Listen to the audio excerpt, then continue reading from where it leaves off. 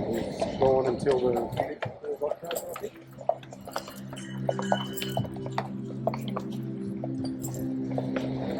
How was that? We still have horse carriage in Hobart. So in this video we are jumping on this hop and hop off city sightseeing bus run by Red Decker and in City Loop. That's the City Express City Loop that I'm going to take, and I'm not going to talk much because this is going to be like almost no narration video to give you pure experience, what to expect if you are sitting on top of this bus and going around in Hobart, beautiful Hobart, for 90 minutes. Wow, look at this bus, and we are going to sit in the back because I want to get the whole perspective. And this is the bus. So we are on board this beautiful red bus, the City Loop, City Express. It's just so beautiful.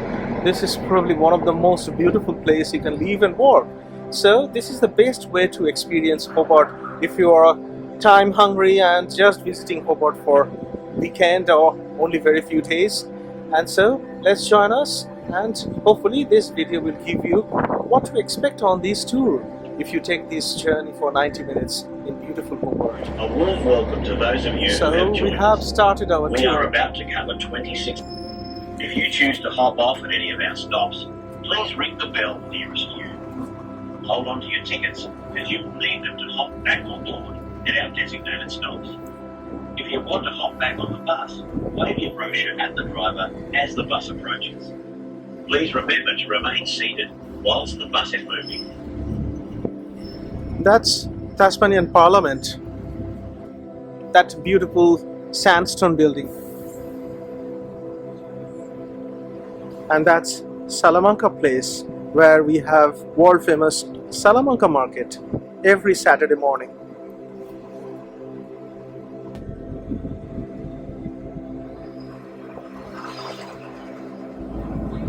If you look to the right, you will see Parliament House, built in the 1830s and designed by government architect John Lee Archer. Originally used as a customs house, where imported goods were received and stored.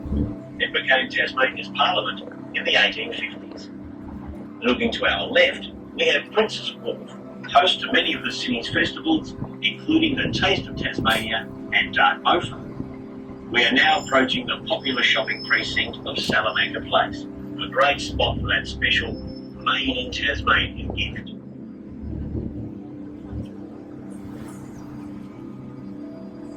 A warm welcome to those of you who have rejoined us here.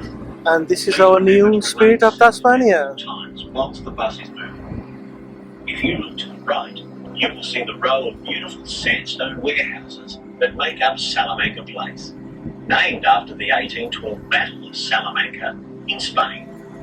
The warehouses were built in the 1840s to store barrels of whale oil, grain and timber.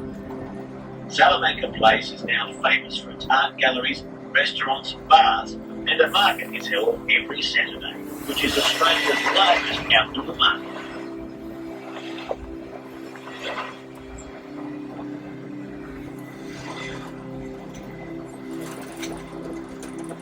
To our left, you can see the modern buildings of the University of Tasmania's Institute of Marine and Antarctic Studies. Opened on this site in 2010, the Institute brings together all of the university's marine and Antarctic research, along with 190 staff and 185 students. This site was chosen because it was adjacent to the CSIRO marine laboratories.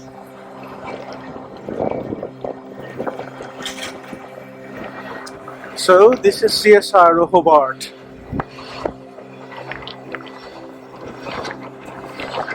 Coming up on our right is Prince's Home. Perched on a small hill is the original Hobart signal station, established here in the 1830s. For many years, all Hobart's early shipping, government, military and penal messages were received and transmitted from this site using the naval system of signal flags by relay from hilltop to hilltop, mast to mast. Messages would be sent and received from as far away as the Port Arthur Penitentiary on the Tasman Peninsula in as little as 15 minutes on a clear day. We are not sure what they did on a foggy day. Today, Princess Park is home to a lush playground and beautiful gardens. Wow, look at the view. This is just a magnificent place to live and work. And Princess Park is one of our regular We are now visiting entering place. Battery Point, the city's oldest suburb. It is named after a gun battery that was established in 1880 as part of the harbour defence. Most of the area to the left was originally shipyards, where ships weighing 300 tons were built. These included river steamers, trading ships. So now we are going through Battery Point. This is the oldest suburb in Australia. During the 1930s, the land was subdivided and sold at £25 per lot, a far cry from today's real estate prices. And we can get to see Mount Wellington snow-capped brilliantly. A warm welcome to those of you who have just joined us.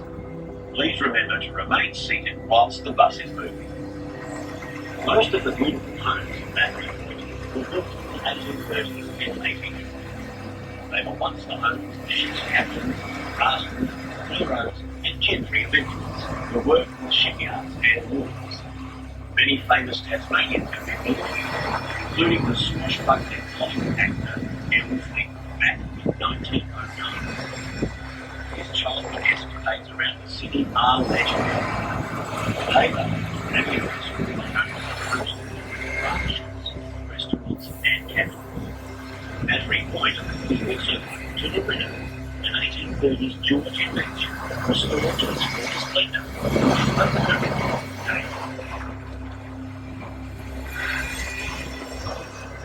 And this Jackman and Macros is just a brilliant baker, and we always buy our bread from here.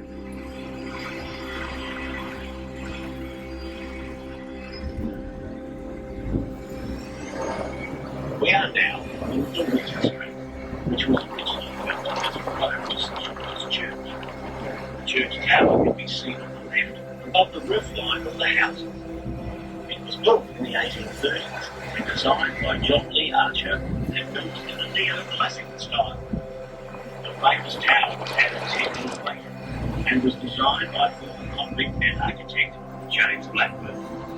So, For many years, the so church this is St. George's Church. These days, we come to this church to vote in federal elections and state elections. It still contains its original birch box pew, imported from England in the 1830s, and services are still held here on Sundays.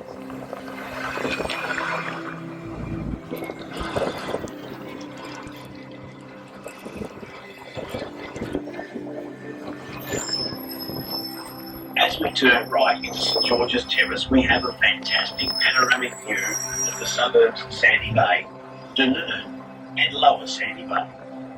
If you like the look of Battery Point today and think it would be a great place to live, house prices start at $500,000 and run up to $2.5 million. The real estate agents describe it as having a village-like atmosphere, and yet it is only a 10-minute walk to the city.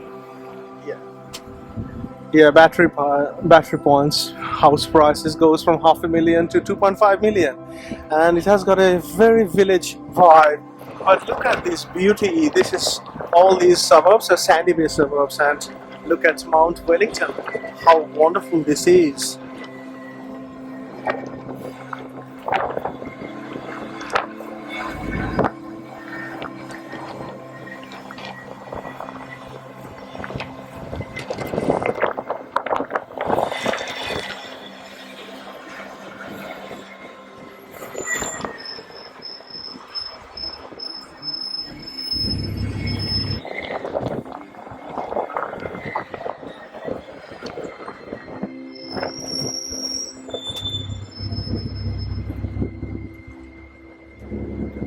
And this road is called Sandy Bay Road.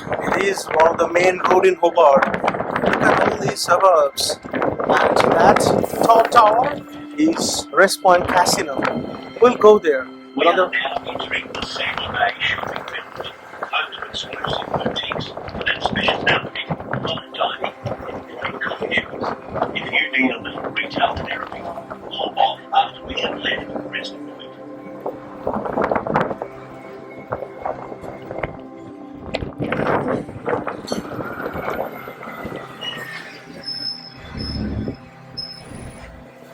you're enjoying this extraordinary tour of Hobart. So if you are liking this video and if you have come so far, please continue, please stay tuned because there are a lot more to see today on this tour. As we travel down, coming into view directly ahead of us is Mount Nelson. Rising 350 metres in height and offering expansive views of southeastern Tasmania, it is home to a fine history and some great bushwalks.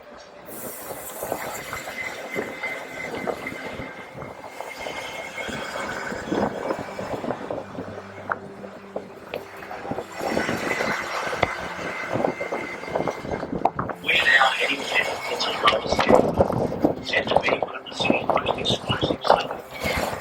On both sides of the road are some magnificent vineyards and the lane of beautiful leafy streets. Looking up the hillside ahead, most of the houses take in some fantastic harbour and city views that we'll see in a few moments.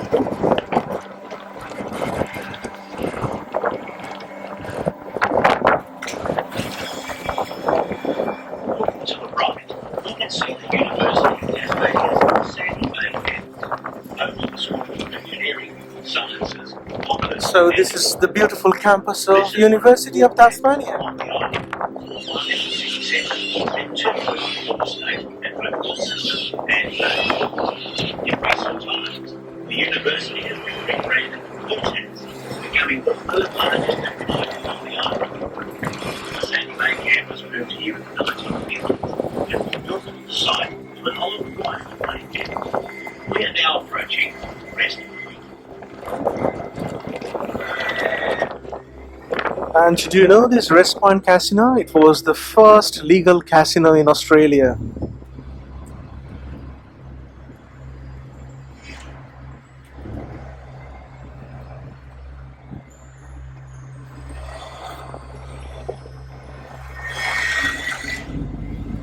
Coming into view, you will see the iconic hotel tower of Australia's first legal casino, Rest Point.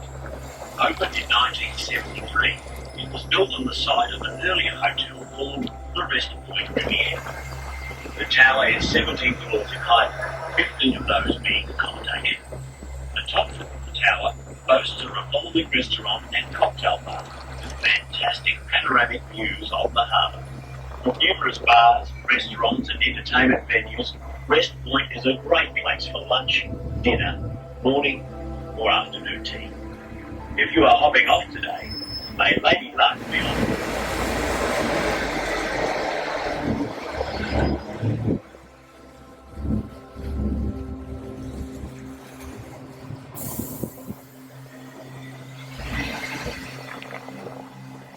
A warm welcome to those of you who have joined and rejoined us here. Your safety is our priority, so please remember to remain seated at all times whilst the bus is moving. Large arenas. The first belongs to the Derwent Sailing Squadron, who are hosting the Melbourne to Hobart Yacht Race. Next door is the Royal Yacht Club of Tasmania, who co-organised the famous Blue Water Classic, the Sydney to Hobart Yacht Race.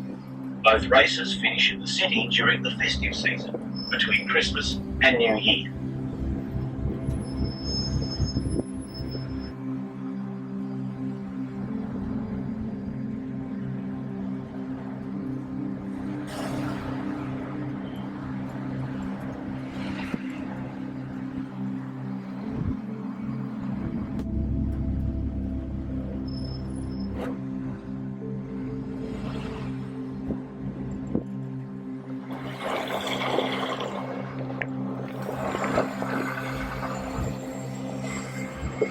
Hobart's harbour, a depth of 20 metres, is the second deepest natural harbour in the southern hemisphere, second only to Rio de Janeiro in Brazil. At 239 kilometres in length, it was once claimed that all the navies of the world would be in the harbour. It flows from the central harbour of Tasmania to the Great Southern Ocean. It is 3.5 times larger than Sydney Harbour, making it a popular port for visiting cruise ships with over 30 cruise ships.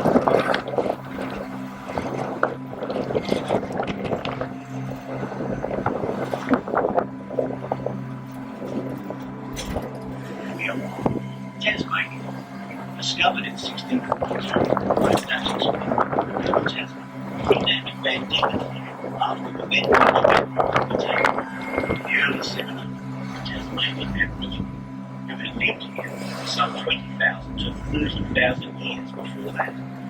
It wasn't until 1803 that the British took possession of the island, sending a 21-year-old lieutenant, John Bond, from Sydney Town. He established camp at Brisbane Cove, some 6 kilometres north from where we are now. 6 months later, the first governor arrived, David Collins, who has over 200,000 people living in the city of Hobart and 500,000 on the island.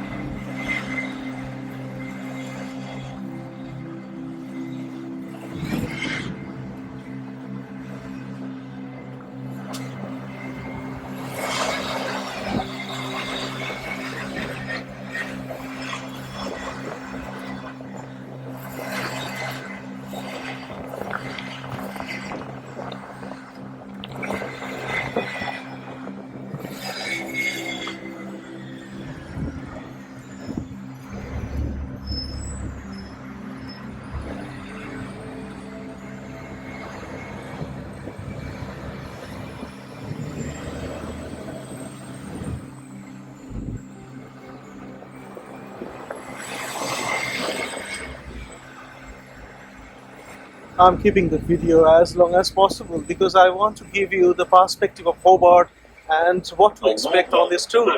So please continue watching and you will enjoy this beautiful city. And today's weather has become very nice, it's very sunny and it's a bit cold, chilly, but it is just most enjoyable.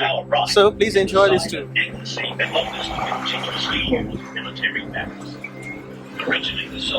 So this is Anglesey Barrack. They had a lovely time, helping themselves to after-work drinks and carousing with the ladies of the town. Then, in 1811, Governor Macquarie arrived in the colony and he considered them to be drunkards and womanizers, so he marched them to the top of the hill where he established Anglesey Barrack.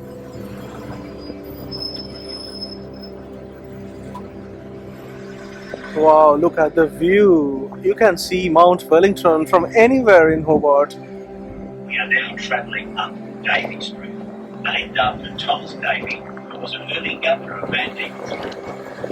Davey Street will take us through the suburb of South Hobart, which is one of the original suburbs of the city. Davey Street was established during the 1830s by lawyers, doctors and magistrates, who built very large and capacious homes. Most of the large houses today, however, have been converted into consulting rooms, nursing homes and apartments. Having such large homes back in those early days required the need for servants lived in the properties. That certainly wasn't the case down here in Hobart Town, as the majority of servants were convicts. The thought of having a convict living within the family home was rarely considered due to the value of silver, china and anything else of value being stolen. So the wealthy were visitors for their servants, and they in the main homes. The servants that once lived in these small cottages were not paid in wages. They were paid in wildlife areas of Pretty Island and the Hobart Valley, which is Tasmania's famous apple and cherry growing region.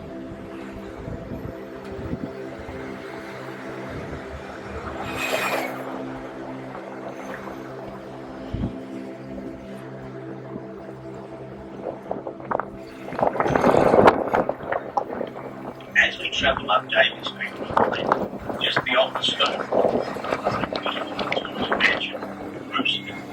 It was designed by Henry Hunter and was built in the 1860s for a gentleman by the name of Alfred Kennedy. Alfred Kennedy was the mayor of Hobart and later became a premier of Tasmania. The home features a room of Welsh slate, exquisite stained glass windows, and the original servants' quarters, stables, and gardens. Roosevelt and many of the other grand old homes in South Hobart are heritage used, ensuring that they are preserved for future generations.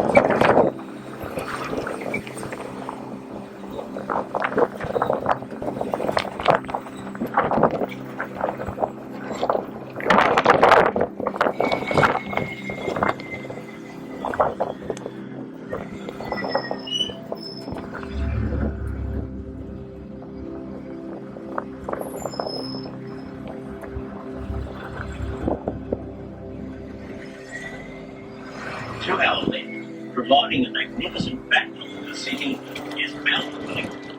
Its Tasmanian Aboriginal name is Kunanyi. Its first European name was Table Mountain, and it towers some 1,270 metres, about 20 feet above sea level. With cliff face just below the summit. The summit of the you can see one-third of the island. It's only a 4-minute drive from the city centre, and a visit to the top is a must-do. Be sure to take good clothes, as it is generally 10 to 15 degrees colder at the summit than in the city. The mountain provides a playground for Hobart, being home to some great bushwalks, flora and fauna.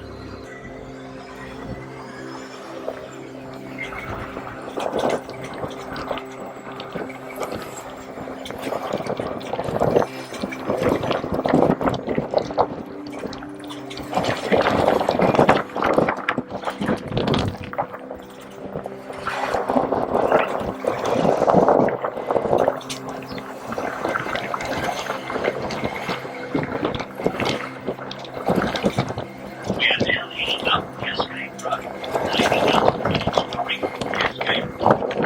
The large sections of concrete paved road we are travelling on today are a reminder of the city's version of public transport, the tram. Most of the So at the moment we're going to Cascade Brewery, through the Cascade Road, and Cascade Brewery is the oldest brewery in Australia. fully imported once graced these streets.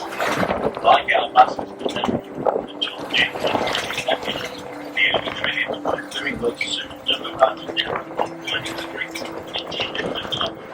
So it was decided to convert them into single-deck trams, which were operated until 1960.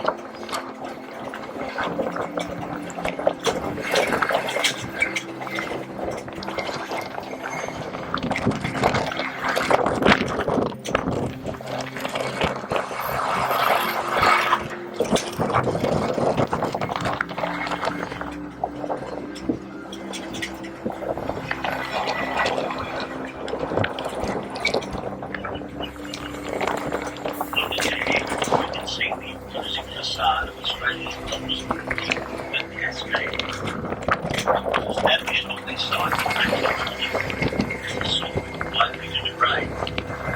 They converted the North Brewery in 1832, and since that time they converted Australia's tallest beer, Cascade IPA. Today the Cascade Brewery is a source of entertainment. On the 7th of February 1967, Hobart was completely surrounded by bushfires. 61 people lost their lives on that fateful day. The brewery was extensively damaged. However, within 8 weeks, they were back on site, with Cascade Pale Ale once more. Today, the brewery is open for tours and great food is served at the brewery bar. If you plan to visit the Cascade Female Factory or walk the Hobart Rivulet track, this is a good place to start your journey. See your driver for a walking map of the area.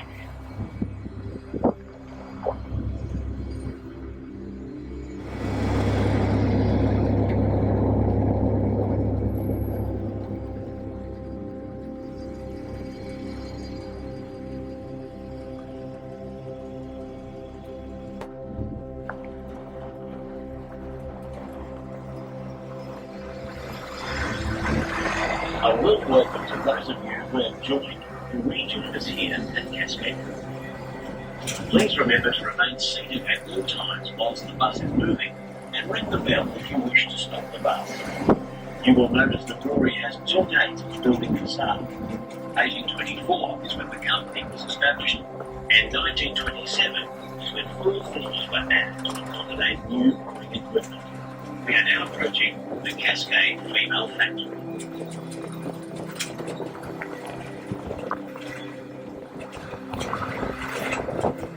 Around there, we can see the large stairs. This belongs to the Cascade Female Factory, which operated from 1828 to 1856. More than 6,000 female convicts are known to have spent time here, mostly from Great Britain and Ireland. On arrival in Hobart Town, they would be marched up here from Sullivan's Cove. Sentences ranged from 3 to 7 years, and many remain here for the term of their natural life, never to return to their homeland again. The prison once extended the full length of the town, and any one time it would accommodate up to 1,200 women, those who managed to be well behaved became servants to the wealthy of Hobart. Today the site is open to tourists and provided a full insight into the latest developments in the Cascade Brewery.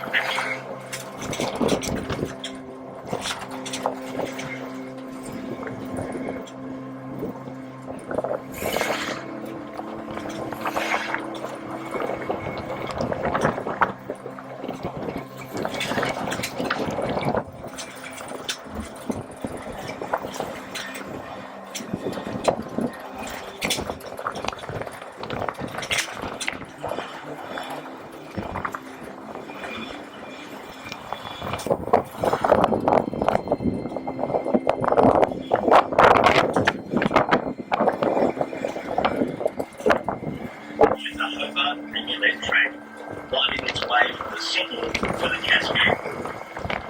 You can also walk the streets and explore the grand old neighbourhoods of Derwent River.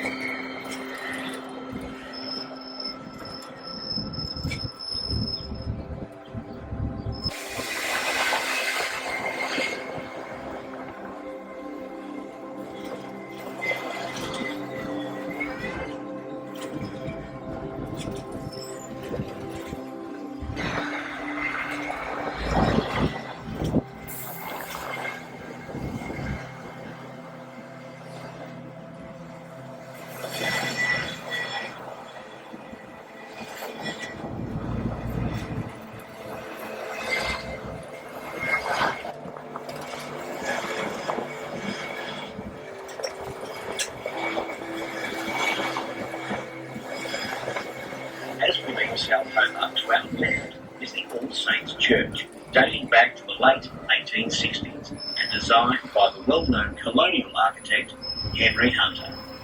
Hunter's other designs include buildings such as the Hobart Town Hall, the Treasury buildings in Franklin Square, and many of the impressive homes of Hobart. Stretching along the hillside to our left is West Hobart. Many of the houses are of timber construction due to the steepness of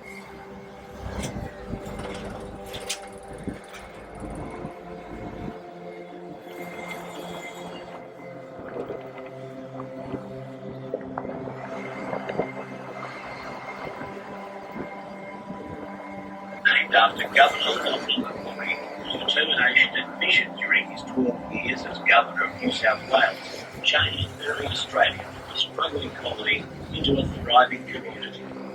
He visited Hobart in November 1811 and was appalled with the ramshackle nature of the town. He then ordered the Governor's surveyor to organise the streets of the town into the queen pattern that makes up Hobart today. He left Australia in 1822 and died 2 years later.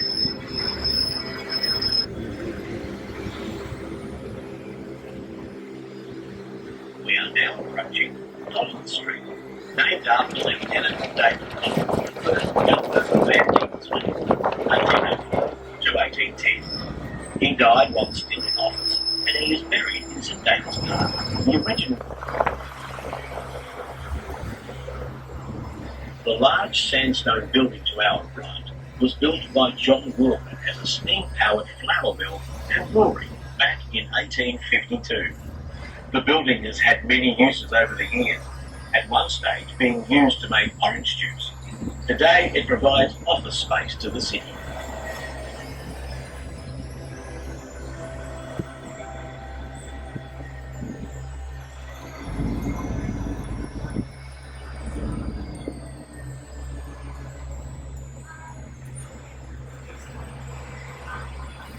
If you are looking for a little bit of Hollywood while on holiday, well ahead of us is the Village 7 Cinema, showing all the latest films from across the globe. Comprising of 5 ordinary cinemas, 2 gold-class cinemas, and the Intensity gaming zone for the young, and young at heart.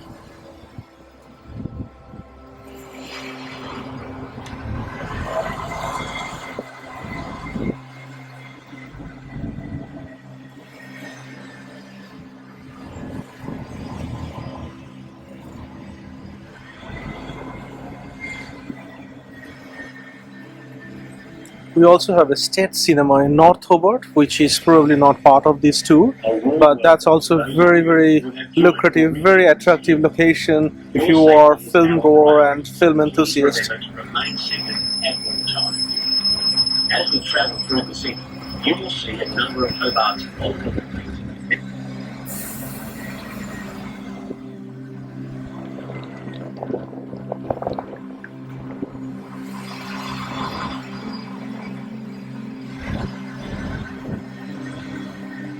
Now we are in the CBD, and this is a magnificent place, and we have seen this grown over the years, over last decade, significantly, maybe 500%.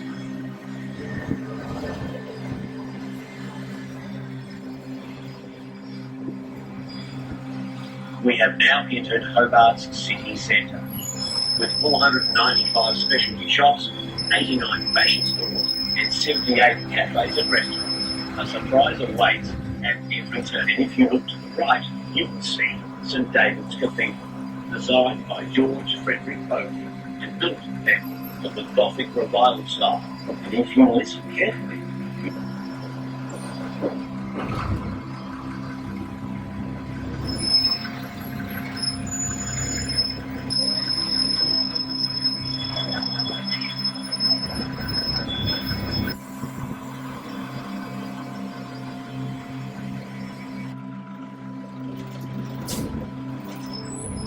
this part of the city is home to major department stores, intimate shopping arcades, and the Cat and Fiddle Square, where on the hour, every hour, there's Hey Diddle Diddle. The cat plays the fiddle, and you guessed it, there is a cow, and it jumps over the moon.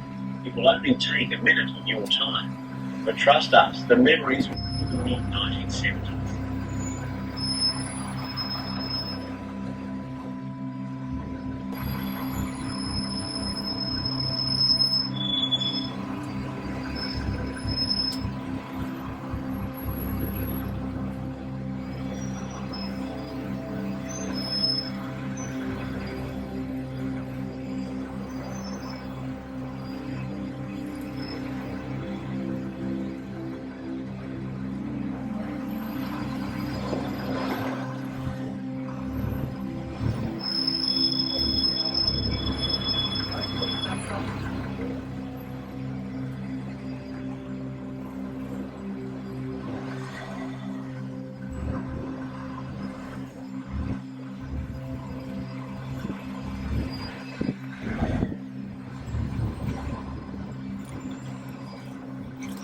And this is Elizabeth Mall. Ahead of us is the impressive clock tower of the Hobart Post Office, which was officially opened in 1906 to commemorate the illustrious reign of Queen Victoria. So on our left, this is Hobart's Post Office, or Tasmanian GPO. Was set by Norwegian explorer Roald Amundsen. At this building, What a beautiful sandstone building this is, isn't it? And we are also returning back to the waterfront.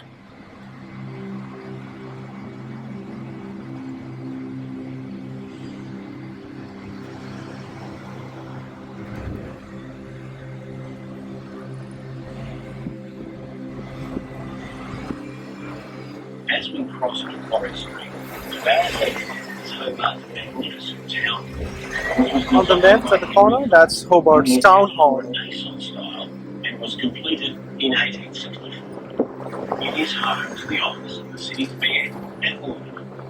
To our right is Franklin Square, which was named after an early governor of Van Diemen's Land, Sir John Franklin. And that white building is Hobart City Council's office.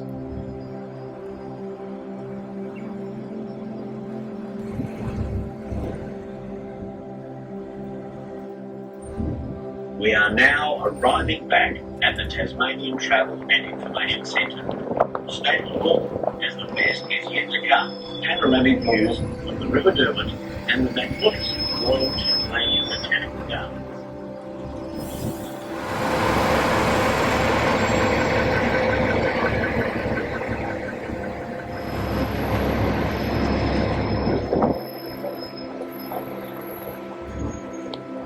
welcome aboard the Red Decker Hop On Hop Off tour of Hobart. Thank you for joining us.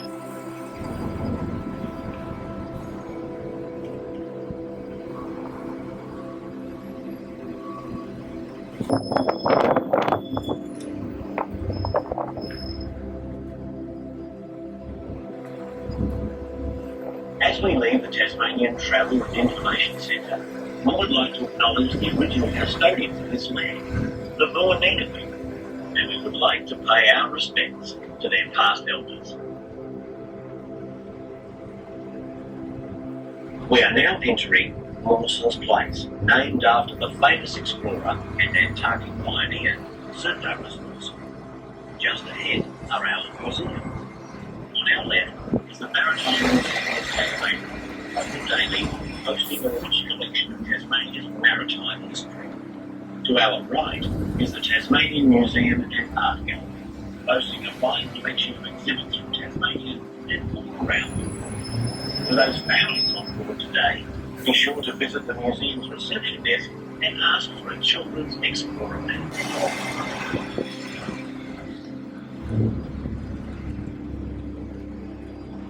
Just ahead to our left is Ingle Hall, built between 1811 and 1814, making it one of Australia's family-owned coffee palace and the first home of the exclusive boys' school, Hutchins. Today, it is one of the oldest buildings in the city.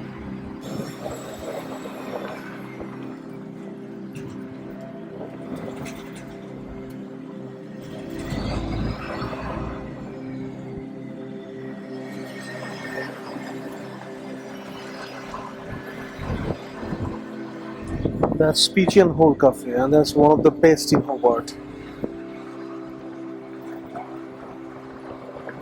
Just ahead, on our right, we find Australia's second oldest hospital, the Royal Hobart. So this is Royal Hobart Hospital. Colonial hospital. It was established here in 1820. Today, the Royal Hobart is also a teaching hospital for the University of Tasmania, featuring state-of-the-art equipment and first-class healthcare.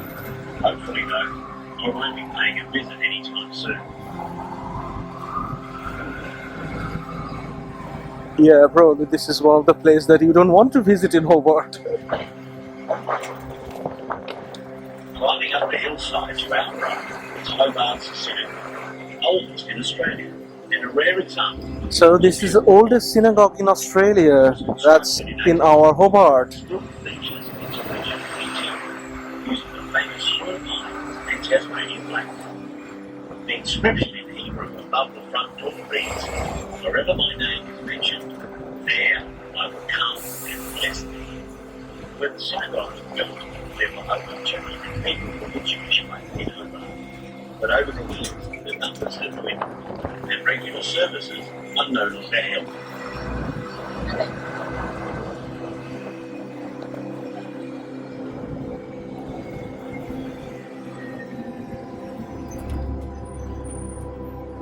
And we are passing by Tasmanian Fire Services. 1911, that Hobart Fire Brigade building was established. Penitentiary Chapel, or Detention, one of Australia's most significant convict precincts, dating back to 1831. It was designed as a church for both free settlers and convicts. The criminal courts occupied the site until the 1970s. It is also home to the gallows, which were last year tour guides bring alive the history of the site. This used to be Hobart Jail a long time ago.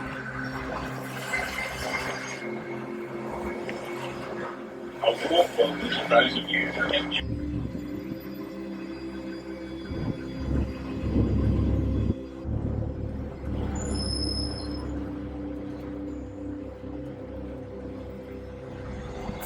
To our right are the modern buildings of the University of Tasmania's Hobart campus, which houses the School of Medicine and Menzies Medical Research Institute. The Menzies Research Institute's building is this one. This is very, very modern looking, and this is world-renowned Institute for Medical Research as part of University of Tasmania. Until the 1950s. And after a major restoration, it is now home to the School of Nursing and paramedics. We are now approaching the aquatic centre.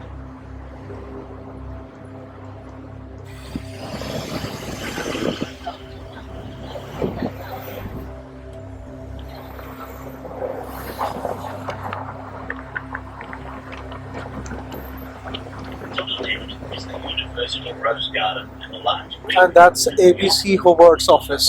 aquatic centre. Opened in 1998 and cost $20 million to build. The centre's water temperature is 27 degrees Celsius. This is Hobart Aquatic Centre. And it needs to be. The River Derwent's temperature. As we are approaching to Royal Tasmanian Botanical Garden. Today is also home to Hobart's Fitness Centre and is the starting point for the Soldiers Memorial. We are now taking you into the Queen's Domain to the magnificent Royal Tasmanian Botanical Gardens.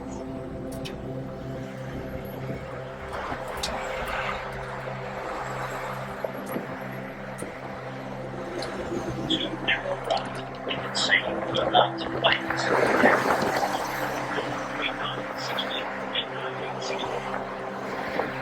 In January 1975, 927 here. This is my most favorite part in Hobart. The same direction as we are. It was soon discovered that the ship was not full and it slammed into a bridge. As a result, 2 pylons and 3 spans of rope had crashed down. 4 cars plummeted over the edge of the bridge, with 5 people losing their lives. As the ship sank under the weight of the concrete spans, 7 crew members perished. It took 2.5 years to rebuild the bridge, reopening in October 1977. Today, the ship still lies on the riverbed in just 35 metres of water because the zinc ore that it was carrying sets like concrete when mixed with salt water.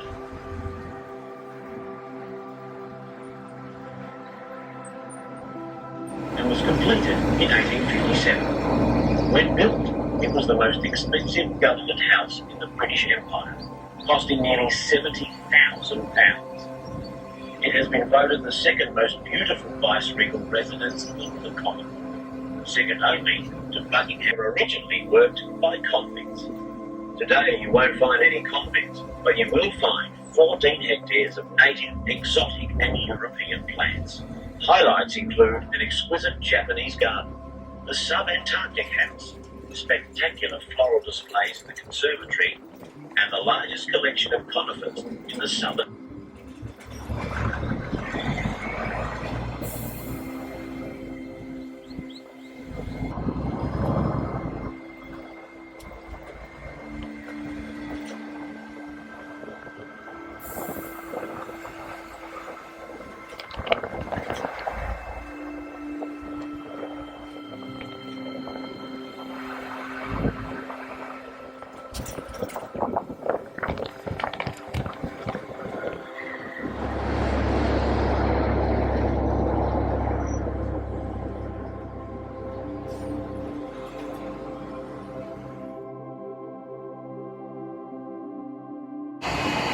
So our tour is coming to an end. So I hope you enjoyed this video, and this was fascinating even for me after living in Hobart almost 14 years.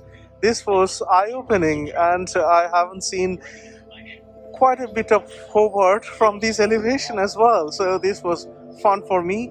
And so if you like this video, please like and make comments. And goodbye until the next video.